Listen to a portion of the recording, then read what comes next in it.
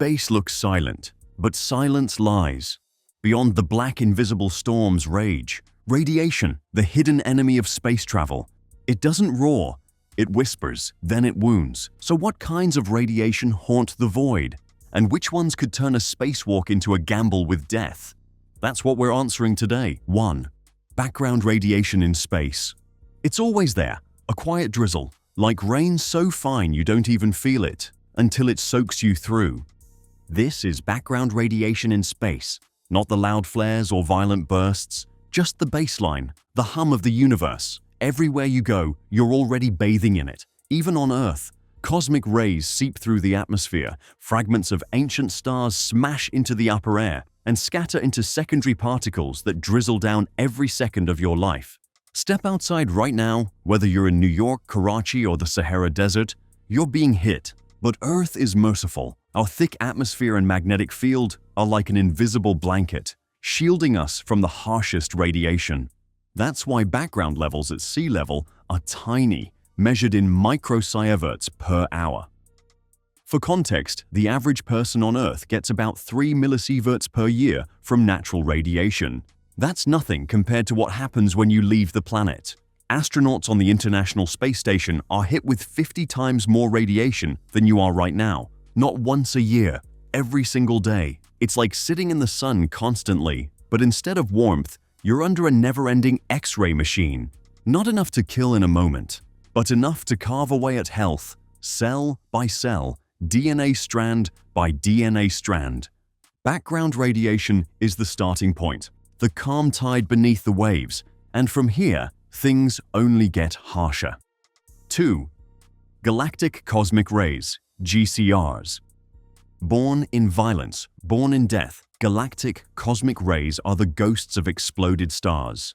Supernovae blast atoms apart, hurling their remains across the galaxy at nearly the speed of light. These fragments, protons, heavy nuclei, stripped atoms, wander space for millions of years, until one day, they find you. Imagine this, a single cosmic ray proton slams into your body. It doesn't just stop, it tears through molecules, smashing them apart like bowling pins. If it hits your DNA, it can snap it, twist it, corrupt it.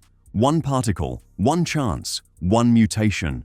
These are the most dangerous type of radiation in deep space. Why? Because they're everywhere. You can't hide from them completely. Galactic cosmic rays make up about 85% of space radiation exposure once you leave Earth's protective bubble.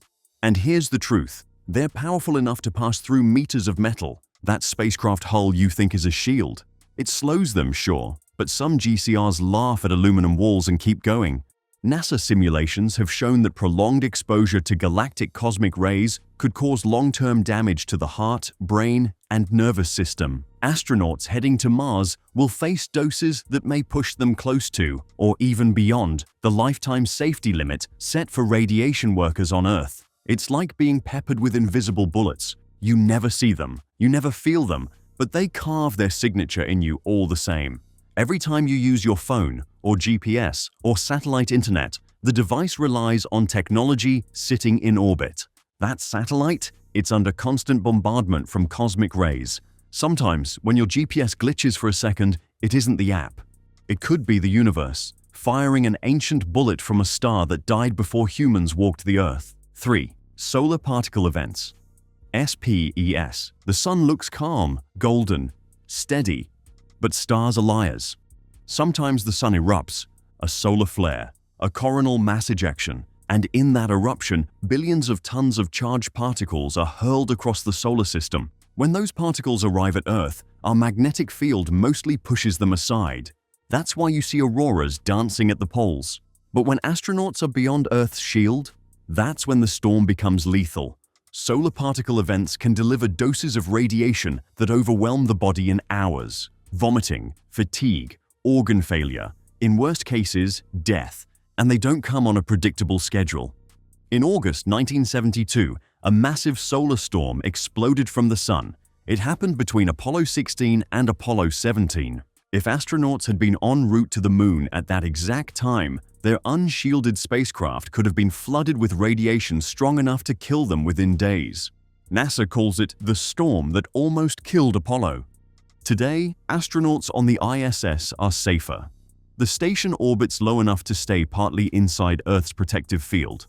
But a crew heading to Mars or living on a lunar base, they'd be like campers in the middle of a lightning storm, without a tent. The only defense? Storm shelters, small, heavily shielded compartments inside spacecraft, often surrounded by water tanks or supplies. But here's the trade-off: weight. Shielding adds mass, and in space travel, mass is money. So every mission is a gamble. Too little shielding, and one solar tantrum could end everything. Too much, and you'll never leave the launch pad. The sun may be our giver of life, but in space, it's also the bringer of storms. 4. Van Allen radiation belts. Earth protects us, but protection has a price. In 1958, when satellites first carried instruments into orbit, scientists discovered something strange: belts of trapped radiation encircling the planet. These are the Van Allen belts, invisible rings of charged particles, caught and held by Earth's magnetic field. There are two main belts: the inner belt, full of energetic protons; the outer belt, mostly electrons.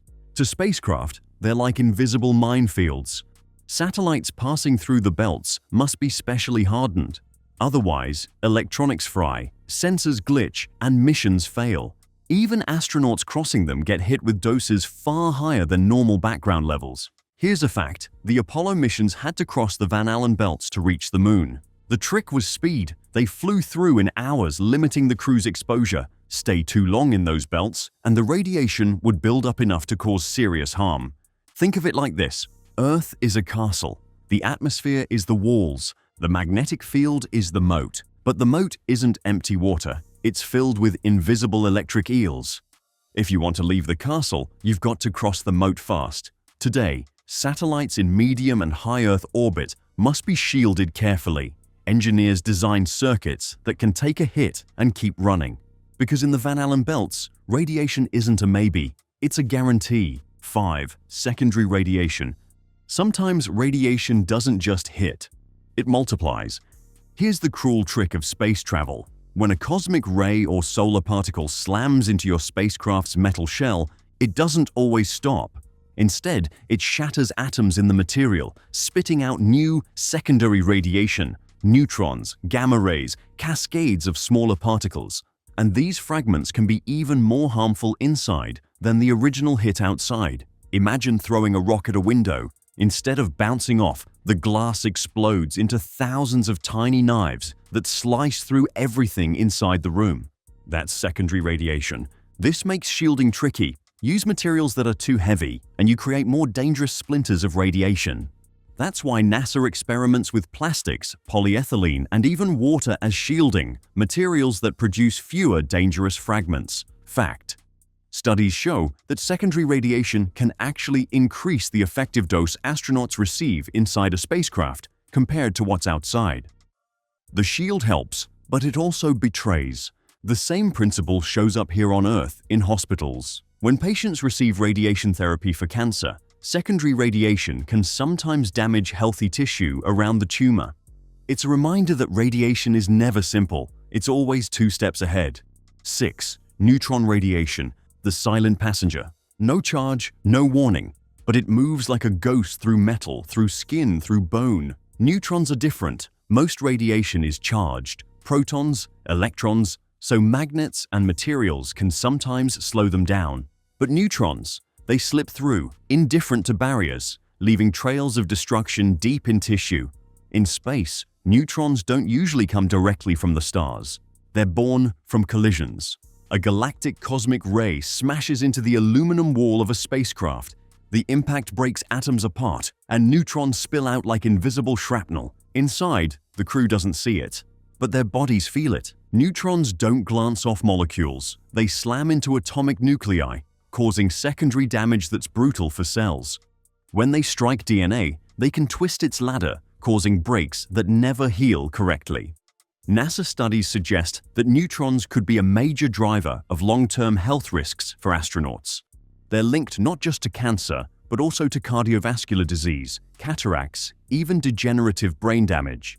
Here's a fact: on Earth, we mostly meet neutrons in nuclear reactors and medical therapies. That's controlled, measured, contained. But in space, you're stuck in the wild. No control rods, no walls of concrete.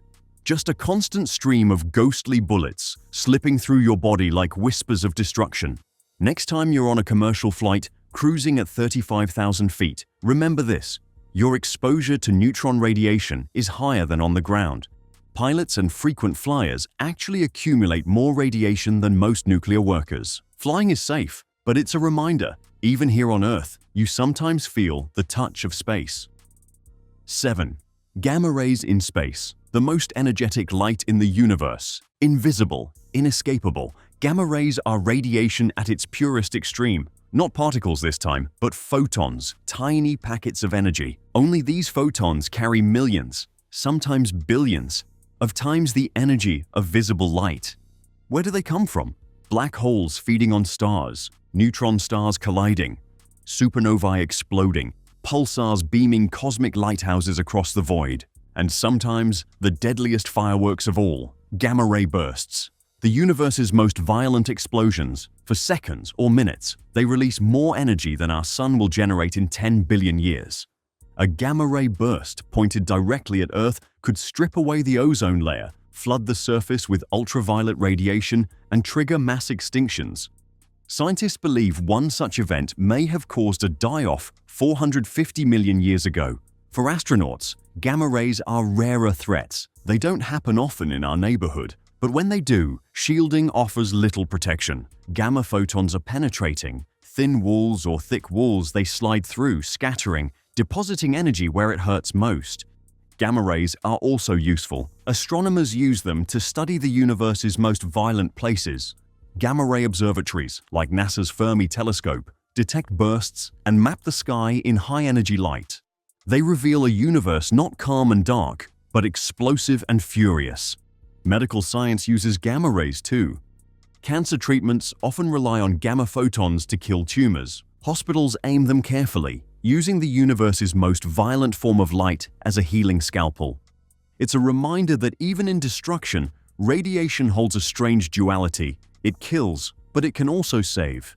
In space, though, you don't get to aim it. You don't get to choose. You just hope you're not in the path of a distant, angry star tearing itself apart. 8. Trapped radiation on Mars and beyond. Leave Earth's shield, and you leave safety behind. Our planet has a gift, a global magnetic field. It wraps us, bends radiation, and shelters life. But Mars is bare. Billions of years ago, Mars had a magnetic field. It kept its atmosphere thick, its surface wet, perhaps even habitable. But the core cooled, the field collapsed, and the planet was left naked beneath the storm of space. Today, Mars has only weak, patchy magnetic fields in certain regions, nowhere near enough to shield the surface. That means an astronaut standing on Mars would face a constant bombardment of galactic cosmic rays and solar particles. Numbers make it stark. On the ISS, astronauts receive approximately 0.3 to 1 millisievert per day. On Mars, that climbs to about 0.64 millisieverts per day.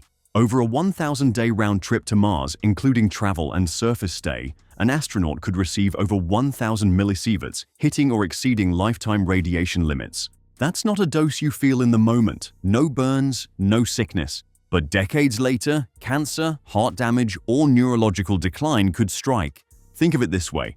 A trip to Mars isn't just about food and fuel. It's about surviving invisible fire every single day you're there. That's why future Mars habitats will likely be built underground or covered in meters of regolith, the planet's dusty soil, to act as shielding. Some proposals even suggest building bases in lava tubes, natural caves carved by ancient volcanoes, nature's shelter against nature's storm. Even airline passengers on Earth get a taste of this. If you fly from New York to Tokyo, you're exposed to as much radiation as a chest X-ray.